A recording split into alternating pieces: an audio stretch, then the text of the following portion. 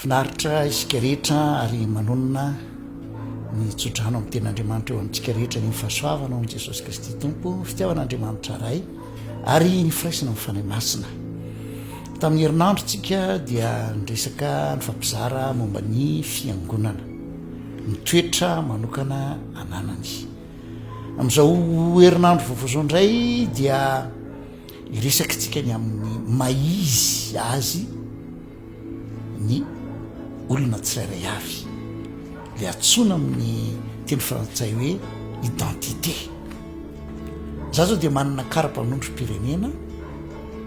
milaza ny maizao itony ivony firenena malagasy ity, voasoratra ny anaran'ny raiko, niteraka ny reniko izay niteraka, ny anarako feno, ny nationalitéako dia toerana naterahako, fotoana naterahako, voafitona ao anatin'iny karapanondro kely iny hoe iza moa. Zava-dehibe ny hafantaran'ny olona hoe iza moa izy. Mety hitenenao hoe mandeha ho azy zany, fa za milaza aminao fa rehefa mijery ny soratra masina isika, mijery koa ny amin'ny zava-misy eo amin'ny fiainana andavanandro sy eo anivon'ny fiangonana, maro ny olona tsy mahafantatra mazava tsara hoe iza moa izy. Tamin'ny tapabolantsika dia niresaka momba ny hoe Jesosy Kristy manambara ny tenany, ary tena zavatra lehibe indrindra zany ny afantarana hoe iza moa Jesosy. Fa miankina amin'iny ny mandrakizay ianao ny fahafantarana hoe iza moa Jesosy. Ny olona tsy mahalala na koa tsy te hahalala na tsy mety manaiky ny maizy azy ny Jesosy Kristy dia miala tsiny aminao, tsy manana fiainana mandrakizay ianao, ary malahelo milaza aminao fa dia misy lalana heverinao mahitsy kanjo mivarana amin'ny fahaverezana ny hafarana. Jesosy Kristy ilay izao zay izy, indraindray miteniko izy izao no izy, milaza tokana, milaza anarana, antom-pisina, iorena ny zavatra rehetra, manambara ny tenany Jesosy Kristy, fa tsy maintsy avy aminy, amin'ny alalany, amin'ny anarany, ary noho ny fahasoavany, noho ny fitehirizany, noho ny asa nataony izay feno sy tanteraka, ary noho ny amin'ny fijoroany ho mpisolo vava izay ihany mahafany hoe manana fiainana mandrakizay ho any izay mino azy, satria amin'ny finoana no andraisana ny fanomezan'Andriamanitra. Andriamanitra tia dia manome, isika mino dia mandray. Iza moa ianao? Rehefa fantatrao mazava hoe iza moa ianao dia manjary misy tahaka an'ireny jiro mitsilo ireny manazava ny lalanao no hoavinao, anananao valim-panontaniana koa amin'ny zavatra be lehibe mipetraka eo aminao. Ianao koa izay antsoina hoe rahalahy anabary, iza moa ianao? Fantatrao zay iza moa Jesosy dia mipetraka amin'ny fanontaniana, iza moa ianao? Ny karapanondroko dia milaza ny anaran'ny raiko, tsy nivoaka avy amina vato fa nivoaka avy tamina olona, lehilahy sy vehivavy izay niteraka, dia nandray karazana avy aminy le antsoina hoe gène. Jesosy Kristy rehefa niresaka tamin'ny Nikodemosy eo amin'ny Jaona 3 dia nilaza hoe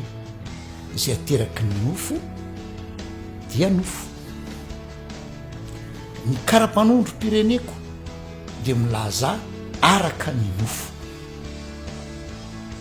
Lanto Rakotomalala, zanaky Rakotomalala, isaorako ny tompo zany mamalagasy ahy, gasray sorako ny tompo monina eto Madagasikara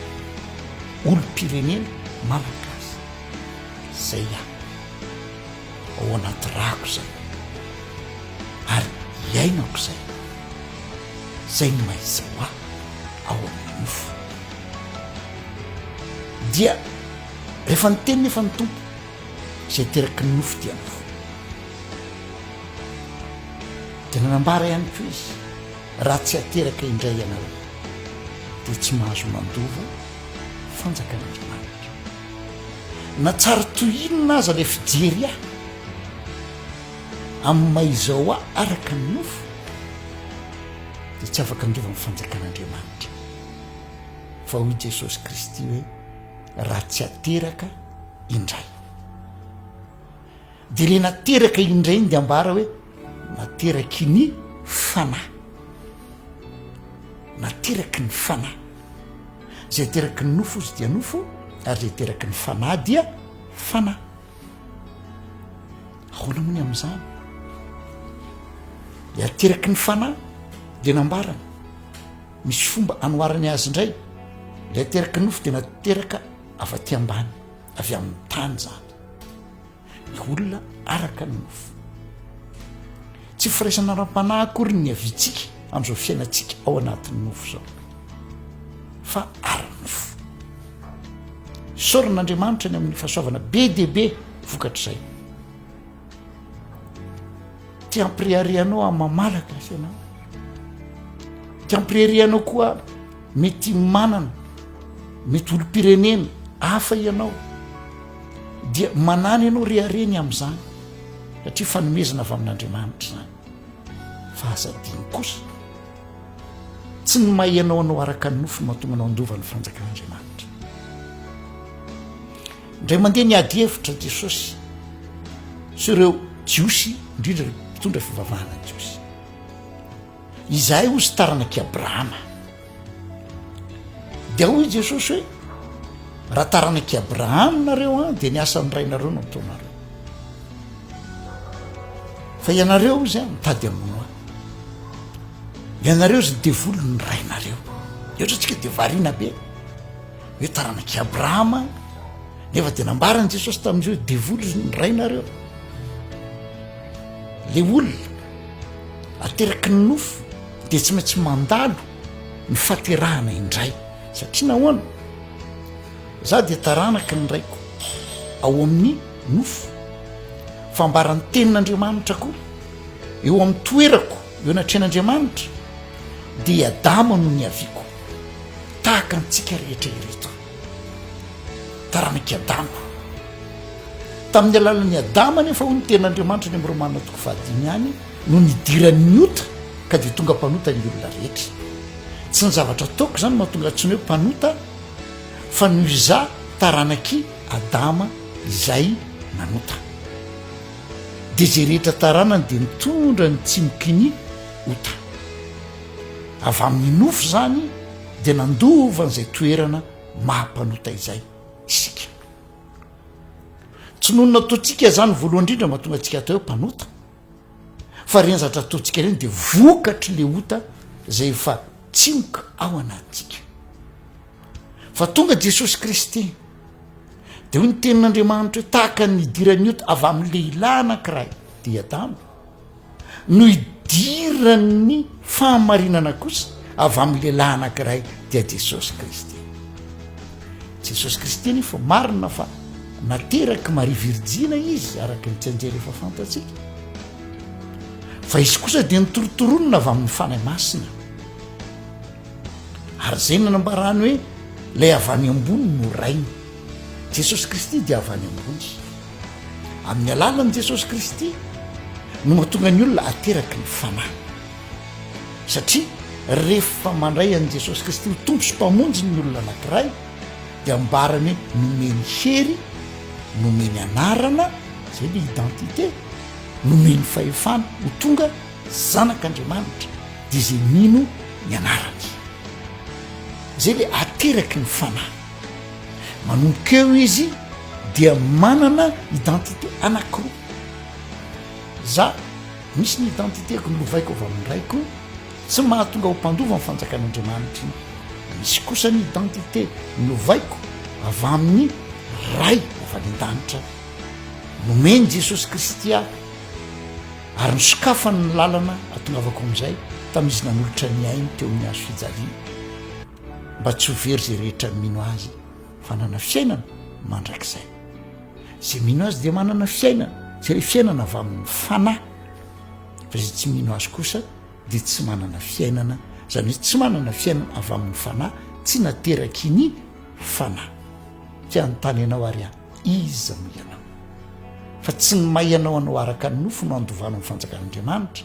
tsy ny asa ataonao, tsy ny fanarahanao ny lalàna, tsy ny toeram-panompoana nananao, tsy ny ezaka ataonao na ny fahamarinanao araky ny heveranao ny tenanao,